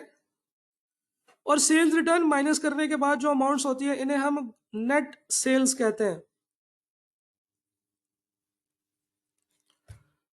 सेम बिल्कुल इसी तरीके से परचेजेस के साथ भी होगा कि जब हम परचेजेस में से परचेज रिटर्न माइनस करते हैं तो हमारे पास नेट परचेजेस आ जाती हैं। तो वो जो परचेजेस होती हैं उन्हें हम ग्रॉस परचेजेस कहते हैं, और जब हम उसमें से माइनस करते हैं तो नेट। तो जब भी आपको कभी नेट का वर्ड समझ आएगा तो इसका मतलब ये होगा कि इसमें से कुछ ना कुछ एडजस्ट किया हुआ है, नॉर्मली वो माइनस किया हुआ होता है। जैसे फॉर एग्जांपल एक और चीज है, हम लोग सबसे पहले सेल्स लिखते हैं प्रॉफिट एंड लॉस के अंदर, फिर उसमें से लेस करते हैं कॉस्ट ऑफ सेल्स, तो हमारे पास आता है जी ग्रॉस प्रॉफिट। फिर आप उसमें से और चीजें माइनस करते हैं, other expenses, selling and admin expenses, उसमें ऐड करते हैं अदर इनकम्स। तो जो आपके पास बच जाता है उसे हम नेट प्रॉफिट कहते हैं। तो ग्रॉस और नेट जो है, ग्रॉस का मतलब है विदाउट डिडक्टिंग या without adjusting some items that should be adjusted, और नेट कहते हैं after adjustment of that item. ये तीन जगहों पे इस्तेमाल होता है, तीनों जगहों में मैंने आपको बता दिया कि ग्रॉस सेल्स का मतलब है वो सेल्स जिसमें से सेल्स रिटर्न माइनस नहीं हुए हैं, और नेट सेल्स वो सेल्स होती हैं जिसमें से सेल्स रिटर्न माइनस हो चुके होते हैं। सिमिलरली परचेज, ग्रॉस का मतलब है टोटल परचेज, और नेट परचेज का मतलब है वो परचेज जिसमें से परचेज रिटर्न माइनस हो चुके हैं। और सिमिलरली सेल्स में से जब हम कॉस्ट ऑफ सेल्स माइनस करते हैं तो ग्रॉस प्रॉफिट आता है, और अगर उसमें से बाकी सारी चीजें भी माइनस कर दी जाए तो नेट प्रॉफिट आता है। अगली जो सबसे इंपॉर्टेंट बात है वो ये है कि बिजनेस की ऑनरशिप के हिसाब से इसकी जो टाइप्स हैं वो क्या है। एक टाइप होती है जी जिसे हम कहते हैं सोल ट्रेडर। सोल ट्रेडर उस बिजनेस को कहते हैं जो कि अकेला ही लगा हुआ है और खुद ही उस बिजनेस की सारी एक्टिविटीज और अकाउंट्स वगैरह परफॉर्म करता है। नॉर्मली ये एक छोटा बिजनेस होता है जिसका काम भी छोटे लेवल पे चल रहा होता है। एक छोटी सी दुकान बना ली, एक छोटी सी डिस्ट्रीब्यूशन कंपनी बना ली, एक छोटा सा फ्रीलांसिंग का काम शुरू कर लिया, इसे हम सोल ट्रेडर कहते हैं। सोल बिजनेस जो होता है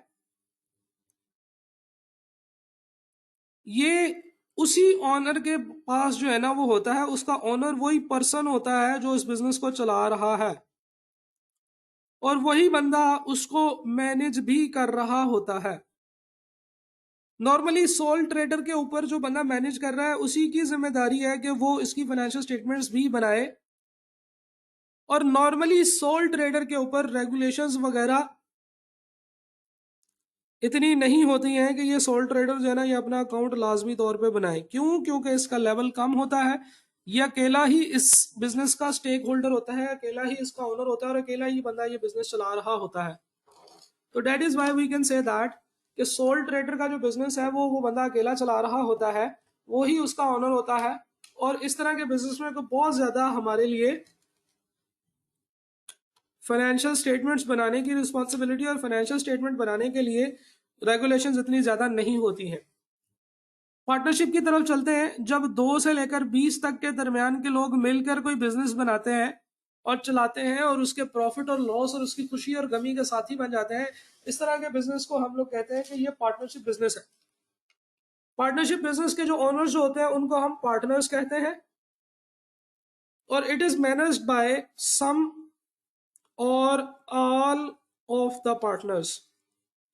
ऐसे भी हो सकता है कि एक या दो पार्टनर्स जो है ना वो इस बिजनेस को चला रहे हो, या ऐसे भी हो सकता है कि पार्टनर्स आपस में एक्टिविटीज डिवाइड कर लें और सारे ही पार्टनर्स मिलकर काम कर रहे हो, हर बंदा अपने अपने हिस्से का काम कर रहा हो, तो इसे हम पार्टनरशिप कहते हैं।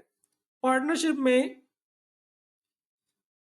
फाइनेंशियल स्टेटमेंट्स बनाने की जिम्मेदारी उस पार्टनरशिप के मैनेजर्स की होती है, उन सम या ऑल पार्टनर्स की होती है जो इस बिजनेस को चला रहे हैं, जो इसके मैनेजर्स हैं। यहां पर भी अप्रोक्सीमेटली 9 रेगुलेशंस होती हैं, कोई इतनी ज्यादा रेगुलेशंस नहीं है, या हम इसमें कह सकते हैं कि मिनिमम रेगुलेशंस है। आप आगे जाके पार्टनरशिप एक्ट पढ़ेंगे। पार्टनरशिप एक्ट बताता है कि जो बिजनेसेस पार्टनरशिप के फॉर्म में है, जो लोगों ने मिलकर बिजनेस बनाए हुए हैं, तो उन पार्टनरशिप्स को किस किस तरीके से फाइनेंशियल स्टेटमेंट्स बनानी है, उनके ऊपर कौन कौन से रूल्स अप्लाई होते हैं, वो आप लॉ में पढ़ेंगे। और तीसरी जनाब बिजनेस की टाइप है कंपनी। कंपनी वो बिजनेस है जिसमें बहुत सारे लोग मिलकर थोड़ा थोड़ा कैश एक दूसरे के साथ मिलाते हैं, ठीक है जी, अ लॉट ऑफ पीपल, लोग आपस में मिलके कैश बीच में लेकर आते हैं, और जितना जितना जिसने इस बिजनेस में कैश इन्वेस्ट किया होता है वो उसका ओनर हो जाता है। चीज़ों को इजी रखने के लिए ये बिजनेस एक सिमिलर अमाउंट के यूनिट्स बना लेता है जिनको हम शेयर्स कहते हैं, और हर बंदे ने कितने पैसे दिए हुए हैं उन पैसों के हिसाब से उस बंदे को हम लोग शेयर्स दे देते हैं, जिसकी वजह से इसका जो ओनर है किसी कंपनी का, इसे हम शेयर होल्डर भी कहते हैं। और ये बहुत सारे हो सकते हैं, बड़ी कंपनीज के तो ये हजारों में शेयर होल्डर्स होते हैं, हजारों में लोग इस बिजनेस के मालिक होते हैं, उन्होंने बिजनेस को पैसे दिए होते हैं और बिजनेस जो है उन्होंने उनको शेयर्स दिए होते हैं। शेयर्स एक कागज का टुकड़ा होता है जिसके ऊपर लिखा होता है कि इस बंदे ने इस बिजनेस में इतने पैसे इन्वेस्ट किए हैं। तो ये जो शेयर होल्डर्स होते हैं, ये क्योंकि बहुत सारे होते हैं, इसलिए अगर ये सारे ही बिजनेस को चलाने की कोशिश करेंगे तो ये नहीं चला पाएंगे, क्योंकि फिर इन लोगों को बिठाना ही जो है वो बड़ा मुश्किल हो जाएगा। तो शेयर होल्डर्स कुछ डायरेक्टर्स सिलेक्ट कर लेते हैं अपनी पावर के हिसाब से, अपनी मर्जी से मीटिंग के वोटिंग के थ्रू कुछ डायरेक्टर सेलेक्ट कर लेते हैं। जैसे पाकिस्तान में पाकिस्तान की आवाम अपनी एमएनएज एमपीएज सेलेक्ट कर लेती है वोट्स के थ्रू, उसी तरीके से शेयर होल्डर्स वोट्स के थ्रू अपने डायरेक्टर्स सेलेक्ट कर लेती है जो कि इस बिजनेस का काम चलाते हैं। उन्हीं डायरेक्टर्स की ही रिस्पॉन्सिबिलिटी होती है कि उन्होंने फाइनेंशियल स्टेटमेंट्स बनानी होती हैं, और ये जो डायरेक्टर्स होते हैं इनके ऊपर बड़ी स्ट्रॉन्ग बड़ी स्ट्रिक्ट रेगुलेशंस होती हैं कि फाइनेंशियल स्टेटमेंट्स किस तरीके से बनानी है। और डिटेल्ड भी मैं लिखना चाहूंगा यहाँ पे, यानी कि बहुत ज़रूरी है कि इन रिक्वायरमेंट्स को फॉलो किया जाए। वो रिक्वायरमेंट्स इंशाल्लाह आगे जब भी आप अकाउंटिंग पढ़ रहे होंगे आप वो रिक्वायरमेंट्स देख रहे होंगे कि कंपनी को किस तरीके से फाइनेंशियल स्टेटमेंट्स बनानी चाहिए। दूसरा, इनके ऊपर बड़ी डिटेल्ड रिक्वायरमेंट्स हैं, क्योंकि इन्होंने फाइनेंशियल स्टेटमेंट बना के लोगों को देनी है। जिन लोगों का कंपनी के अंदर इंटरेस्ट होता है वो बहुत सारे लोग होते हैं, तो कंपनी के जितने भी इंटरेस्ट होल्डर्स होते हैं, जिनका बिजनेस में इंटरेस्ट है, वो सिर्फ उसके शेयर होल्डर्स ही नहीं होते हैं, और भी बहुत सारी दुनिया होती है जिनको हम लोग शेयर होल्डर एनालिसिस में पढ़ेंगे, स्टेक होल्डर एनालिसिस में पढ़ेंगे। डिफरेंट टाइप के स्टेक होल्डर्स हैं जिनका बिजनेस में कुछ स्टेक होता है, जिनका बिजनेस में कुछ इंटरेस्ट होता है, और वो इंटरेस्ट जो है वो अपना इसके थ्रू चेक करते हैं। तो अभी हम लोगों ने बिल्कुल शुरू में ये बात की थी कि अकाउंटिंग प्रोसेस का जो फाइनल आउटपुट है वो ये है कि हम फाइनेंशियल स्टेटमेंट्स बनाएं, और वो फाइनेंशियल स्टेटमेंट्स हम लोग उसकी बिजनेस के स्टेक होल्डर्स को दें। तो कौन कौन से स्टेक होल्डर्स होते हैं और उन स्टेक होल्डर्स का बिजनेस में इंटरेस्ट किस तरह का होता है, ये बात हम करते हैं। क्योंकि हम लोगों ने ये बात कर ली है कि एक बिजनेस के जो डायरेक्टर्स होते हैं, बड़ी कंपनी के जो डायरेक्टर्स होते हैं, उनकी जिम्मेदारी है कि वो फाइनेंशियल स्टेटमेंट्स बनाएं, और जब वो फाइनेंशियल स्टेटमेंट बनाएंगे तो वो किन के लिए बना रहे हैं, किन को प्रेजेंट कर रहे हैं। सबसे पहले जो सबसे बड़ा स्टेक होल्डर एक बिजनेस का होता है वो उस बिजनेस का इन्वेस्टर होता है, वो उसका शेयर होल्डर होता है, यानी कि वो इस बिजनेस का ओनर होता है। ये बात हमने की ना कि जब कोई बहुत सारे लोग मिलकर एक बिजनेस शुरू करते हैं तो उस बिजनेस के अंदर हर बंदे का उतना उतना ओनरशिप होती है जितने उस बिजनेस में उसने पैसे लगाए होते हैं। तो बिजनेस प्रॉफिट कमाएगा तो हर ओनर को फायदा होगा, हर ओनर को प्रॉफिट मिलेगा। और अगर वो बिजनेस लॉस में जाएगा तो हर ओनर को नुकसान होगा। जिसने ज्यादा पैसे लगाए होंगे बिजनेस में, इसका मतलब है उसके पास ज्यादा शेयर्स होंगे और उसका मतलब है कि उसको ज्यादा बेनिफिट मिलेगा। लेकिन उसका यह भी मतलब है कि अगर बिजनेस लॉस खाएगा तो उसको ज्यादा लॉस होगा। तो इन्वेस्टर्स जो होते हैं इनका पर्पस ये होता है कि ये बिजनेस के इंटरेस्ट या प्रॉफिट के अंदर हिस्सेदार होते हैं, प्रॉफिट होल्डर होते हैं। और बिजनेस जब कोई प्रॉफिट कमाता है तो इनको उसका फायदा होता है। लेंडर्स वो लोग जिन्होंने बिजनेस को पैसे लेंड किए हुए हैं, यानी कि वो बैंक्स जिनसे आपने लोन लिया हुआ है। देखिए बैंक हर किसी को मुंह उठा के लोन थोड़ी दे देगा कि अच्छा आ जाओ यार लोन चाहिए, चलो आ जाओ यार तुम्हें लोन दे देता हूँ। बैंक पहले चेक करता है कि जिस बंदे को मैं लोन दे रहा हूँ क्या वो इस काबिल भी है कि मेरा लोन वापस कर सके। अभी बड़ी मजे की बात है, आप देखें ना, अगर किसी बंदे को लोन की जरूरत पड़ गई है तो इसका मतलब ये है कि वो ऑलरेडी फाइनेंशियल डिफिकल्टीज का शिकार है। देखिए आपको किसी से लोन लेना पड़ जाए तो इसका ये मतलब है कि आपके पास आपके पैसे खत्म हो गए। उसका ये भी मतलब है कि लोन लेकर आप वापस तो नहीं कर पाएंगे बहुत जल्दी, क्योंकि आप ऑलरेडी एक फाइनेंशियल इशू का शिकार है। आप कुछ और पैसे लेंगे तो आपकी जब तक अपनी सिचुएशन ठीक नहीं होगी आप उस वक्त तक पैसे वापस कैसे करेंगे। तो बैंक में बिल्कुल इसी तरीके से देखता है कि बिजनेस के चलने में, बिजनेस के फलने फूलने में, बिजनेस के प्रॉफिट कमाने में बैंक का फायदा है। बैंक को बिजनेस का प्रॉफिट नहीं मिलना, लेकिन बैंक को आपके बिजनेस के प्रॉफिट से ये अंदाजा जरूर होगा कि यार ये बंदा अपने पैसे, यानी कि जो मेरे पैसे हैं जो मैंने इसको दिए हुए हैं, जो मेरे से इसने लोन लिया हुआ है, वो टाइम पे वापस कर देगा। अगर बैंक ने आपको लोन दिया हुआ है और आप हर साल लॉस ही करी जा रहे हैं तो बैंक को खतरा होगा कि उसके पैसे मर जाएंगे, उसके पैसे बैड हो जाएंगे। सिमिलरली सप्लायर्स वो लोग होते हैं जिन्होंने आपको गुड्स सप्लाई की होती हैं और आपसे पैसे लेने होते हैं। इनका भी बिल्कुल बैंक से मिलता जुलता इंटरेस्ट होता है कि यार कहीं ऐसे ना हो मेरे पैसे मर जाएं। गवर्नमेंट हर बड़ी ऑर्गेनाइजेशन में एक इंटरेस्ट होल्डर होती है। सबसे पहली चीज तो यह है कि गवर्नमेंट को टैक्सेस मिलने होते हैं, हम गवर्नमेंट को टैक्स पे करते हैं। तो गवर्नमेंट जो है वो आपसे टैक्स लेगी। बड़े बिजनेसेस से गवर्नमेंट का इंटरेस्ट ये होता है कि गवर्नमेंट को वहां से रेवेन्यू आना होता है। इसके अलावा गवर्नमेंट आपके बिजनेसेस में इसलिए भी इंटरेस्टेड होती है क्योंकि आप बहुत बड़ा बिजनेस है और आपका इन्वायरमेंटल इफेक्ट हो सकता है। इन्वायरमेंटल इफेक्ट से ये मुराद है कि आपने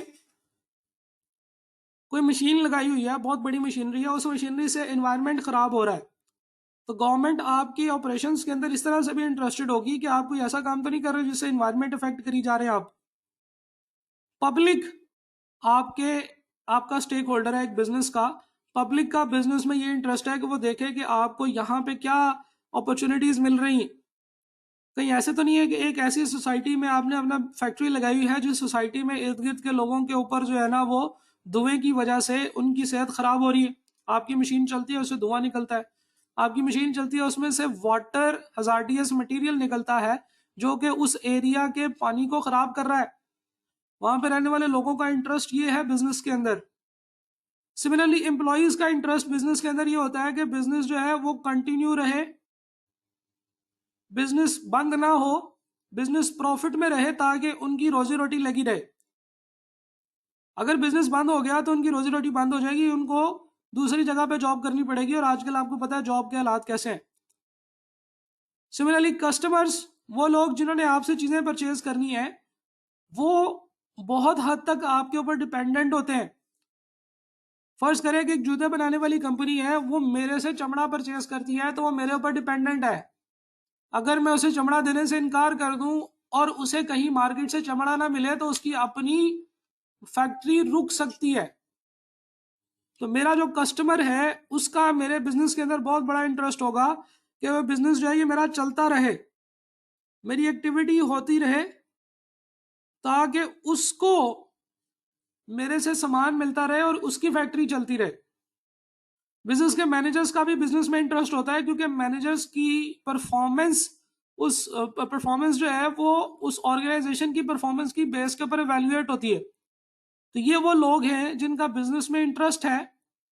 सिर्फ इन्वेस्टर का यानी कि बिजनेस के ऑनर का ही बड़े बिजनेस में इंटरेस्ट नहीं होता, उसके बाकी लोगों का भी बिजनेस में इंटरेस्ट होता है, यानी कि ये लोग भी देख रहे होते हैं कि बिजनेस से उसको क्या फायदा है, क्या नुकसान होने वाला है।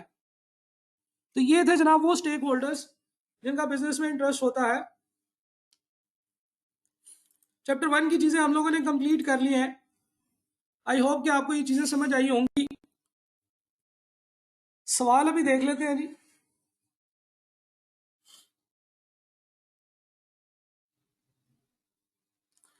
एक क्वेश्चन आया हुआ है, purchasing of high tech machinery one off transaction है या सिंपल ट्रांजेक्शन है? देखिए, वन ऑफ के साथ जो आपने देखना है वो है regular transaction. Purchase of high tech machinery is not a regular transaction, ये वन ऑफ ट्रांजैक्शन है। और फिर दूसरी क्वालिफिकेशन है सिंपल या कॉम्प्लेक्स।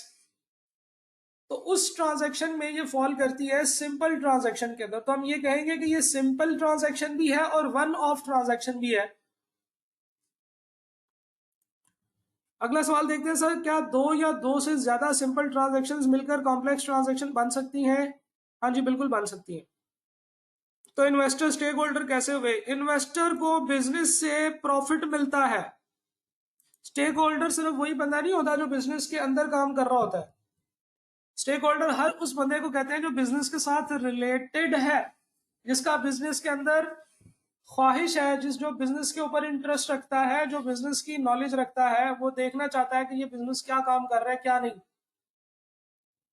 अब देखें, पैकेजेस क्या काम कर रहा है उससे मेरा कोई ताल्लुक नहीं है, लेकिन पैकेजेस क्या काम करता है उससे उस एरिया के लोगों का ताल्लुक है, उसके अंदर काम करने वाले लोगों का ताल्लुक है, उसके शेयर होल्डर्स का इंटरेस्ट है उसके अंदर। कोई हो इतना बड़ा सवाल सर, अगर हमारा एक एसेट है कार और उसका एक्सीडेंट होता है तो उसको रिपेयर करवाने में मगर उसकी कैपेसिटी वगैरह में इजाफा नहीं हुआ, लेकिन वो एक्सीडेंट के बाद अपनी उसी हालत में वापस आ जाती है, तो ये कैपिटल एक्सपेंडिचर होगा ना? और कॉम्पिटिटर्स भी हमारे स्टेक होल्डर्स हैं। अच्छा, दो सवाल हो गए। पहली बात तो ये है कि ये अगर आपकी गाड़ी का एक्सीडेंट हो जाता है और आप उसे रिपेयर करवाते हैं जिससे गाड़ी की यूजफुल लाइफ वगैरह पे कोई फर्क नहीं पड़ता, ये हमारा कैपिटल एक्सपेंडिचर नहीं होता, ये हमारा रेवेन्यू एक्सपेंडिचर होता है। ये सिंपल रिपेयर एंड मेंटेनेंस है। दूसरा सवाल, कॉम्पिटिटर्स भी हमारे स्टेक होल्डर्स होते हैं जी, बिल्कुल। कॉम्पिटिटर्स का भी इंटरेस्ट होता है हमारे बिजनेस के अंदर। हर वो बंदा जिसका बिजनेस के जो हमारे बिजनेस के बारे में जानना चाहता है या जिसको हमारे बिजनेस से कोई फायदा या नुकसान होगा, वो हमारा स्टेक होल्डर होगा। शेयर और स्टेक में क्या डिफरेंस है? फिर स्टेक का मतलब है इंटरेस्ट, शेयर का मतलब है पैसे दिए हुए बिजनेस में। Purchasing of high tech machinery one off transaction है या सिंपल ट्रांजेक्शन? बेटा अभी तो बताया कि ये वन ऑफ ट्रांजेक्शन भी है और सिंपल ट्रांजेक्शन भी है, ये दोनों ही है। दो कैटेगरीज है ना। देखें, जैसे एक इंसान के बारे में दो कैटेगरीज हो सकती हैं कि ये पढ़ा लिखा है या अनपढ़ है, ये मेल है या फीमेल है। तो मैं अपने बारे में कह सकता हूं कि मैं पढ़ा लिखा मेल हूं, तो ये तो दो बातें हो गई। इसी तरीके से purchasing of high tech machinery is a simple transaction and a one off transaction, क्योंकि दो कैटेगरीज हम लोगों ने पढ़ी है ना।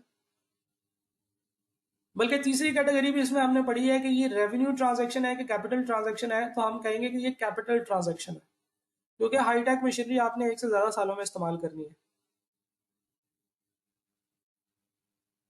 एक्सीडेंट वाली कार तो हमारी नहीं, सिंपल रिपेयर एंड मेंटेनेंस वो खर्चा जिससे गाड़ी की यूजफुल लाइफ में इंक्रीज नहीं आता।